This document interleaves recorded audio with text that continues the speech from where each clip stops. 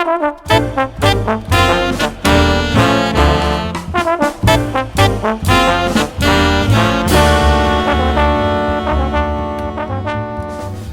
to a new edition of the Neon Jazz interview series with veteran New York jazz trombonist Matt Haviland.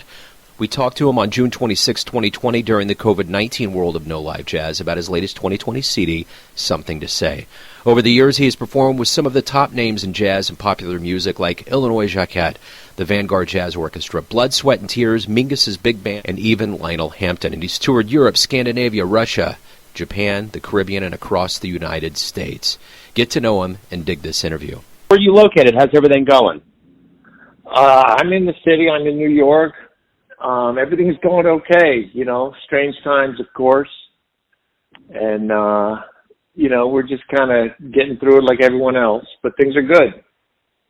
Good. Well, I guess it's probably a good time to talk about music, and your CD is Something to Say. So talk to me a little bit about, releasing an album during a pandemic. People probably have more time to listen, but they can't necessarily tour. What are your thoughts on that? Well, my thoughts are I want to get the music out there. I want people to have the opportunity to hear it.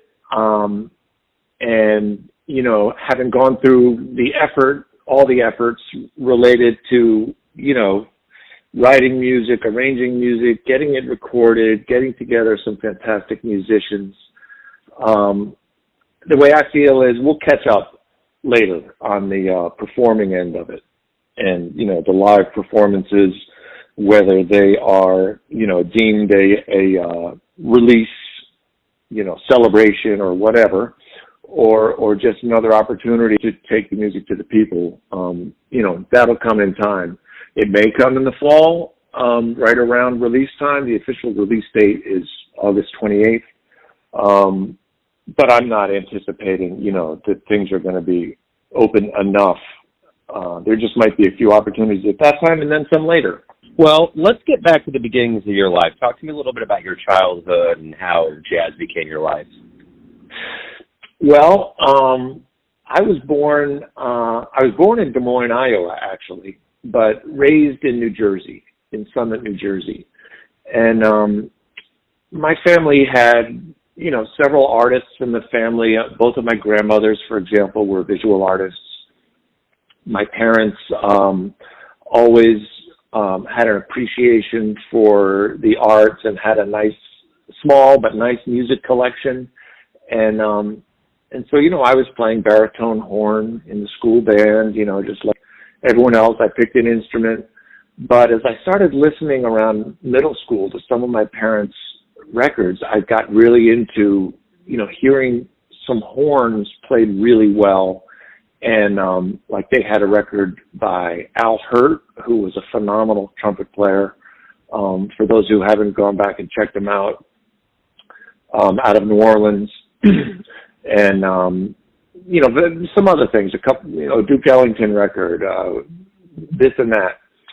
And then around age 15, when I had asked for a jazz trombone record, because I had switched to trombone and I was in the jazz band and I was getting into it, they gave me, my parent gave me a record that's still close to my heart called The Golden Horn of Jack Teagarden.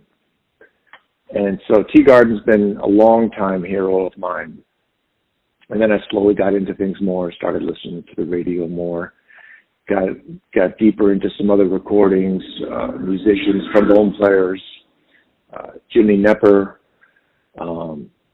great old Count Basie jam records on Pablo, Al Gray, J.J. Johnson. And then it just grew from there. I ended up going to Berkeley in Boston after high school. The one thing, Al Hurt is phenomenal, and I got a turntable about 4 or 5 years ago, and got revitalized with vinyl. Everywhere I go to look for vinyl and it's jazz related, Al Hurt is all over the place in it. Oh yeah? Yeah. He was big. He was big back in the day, and he did a lot of fairly commercial recordings, but there are also some sort of a little bit more pure jazz recordings, and this one that they had was him with a big band behind him, and man, he could play. Yeah, that is one. Yeah, that's one way of putting it. He just flat out lays it down. What was the first live jazz show you ever saw that kind of got you thinking, man, this is the way? Oh, that's a good question. I think again, my folks were knew my interests and were trying to turn me on to things here and there. And I believe there was a local performance in the area, North Jersey area. And I'm trying to remember how it was billed. I can't quite remember, but I believe it was something led, it's kind of like a retrospective with different eras of jazz represented and some of the great New Jersey musicians around at the time. I remember Derek, what's his name? Piano player, great piano player. Well, I'm gonna start forgetting more names than I'll remember, so I'll stop there. But anyway, and then, like, for example, another one was called The Countsman, and that was kind of a former Dacey alumni band with Earl Warren on alto saxophone and the great Dickie Wells on trombone and some other folks. And I had recently gotten the record from Dickie Wells around 1939, I think it was, and I was so excited to go take this record and have him sign my record, and that definitely got me going. So talk to me a little bit about what do you like the best about being a musician? Interesting. I just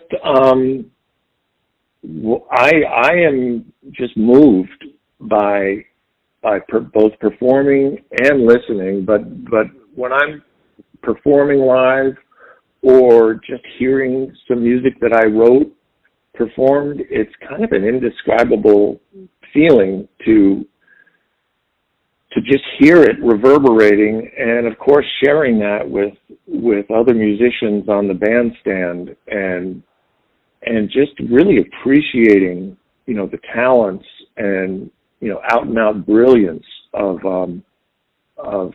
my fellow musicians, and hearing what they do and reacting to that, and knowing that others are really, really enjoying it, of course, makes all the difference when you have an audience that's really reacting. So what have you learned from veterans and even legends and luminaries that you've been around in the jazz world that's helped you be a teacher to younger players? Well, I would say, sharing, just trying to share openly and give people nuggets whenever you can. And often they're just spontaneous moments, when you realize that you're speaking with someone who's at a certain place in their life, or needs to make a certain decision, or even just needs to make a slight adjustment in their technique. What if it's in a lesson situation? Whatever it is, it's really about passing on that, whether knowledge, experience. Sometimes it gets somebody excited. Sometimes it helps them solve a problem. And also, just being real about, where you come from, what your personal experience is, and really, having hung out with and played with people of all ages, colors, races, it's really a special thing to realize that no matter what it is, your history is valid, and you can bring it and speak to it with your music. We're going to get to the end of this COVID-19, and we will get back to music. And when we do get back full force, what do you hope both musician and the audience realizes from this absence of live music? Any revelations? I think there are, as always, there's going to be the mix. There's going to be those who love live music and just can't wait to get back, and they'll be right back into it and just, so thrilled to be there. There's going to be some others that maybe don't go hear live music much, but when they realize that they can't go see it during this period, I think they're going to get more interested. And, now that the clubs are open again, or the concert halls, I really want to go and experience that again, and hopefully that'll rekindle something. And then, of course, there are always others who are just, for example, listening to recorded music and nothing's much changed for them, and that's okay too. It takes the whole range to make the world go round or whatever. But I do feel like there's going to be that sort of valuing of the live and the social, whether it's music and other things as well. It's going to be a really sort of powerful feeling for a lot of folks to reconnect. Everyone has a perception of you, your family, your friends, your fans. But you're the one living your life. Who do you think you are? I think I am someone who loves music and has a real desire to communicate, and I really love holding the bar high. I want to put, my best self out there, and I want people to feel it. I really think I'm someone who tries to not just do things intellectually, but also, hit some emotional sweet spots for people. I have a pet phrase, which is emotional architecture. Like when I'm listening to music and all of a sudden I get this feeling, that really moves me. I try to figure it out. Like what is that? What was in that music? Whether it's just the feel of a swing beat or an orchestrational technique or a dynamic level instrumentation, whatever it is, I really hope to convey that in my music.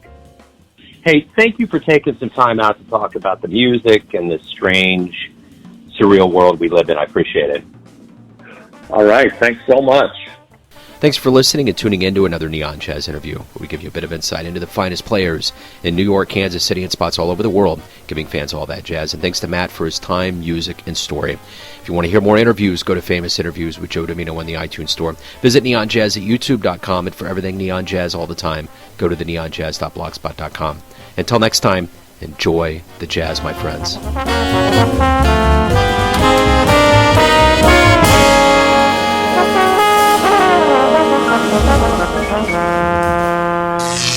Neon Jazz.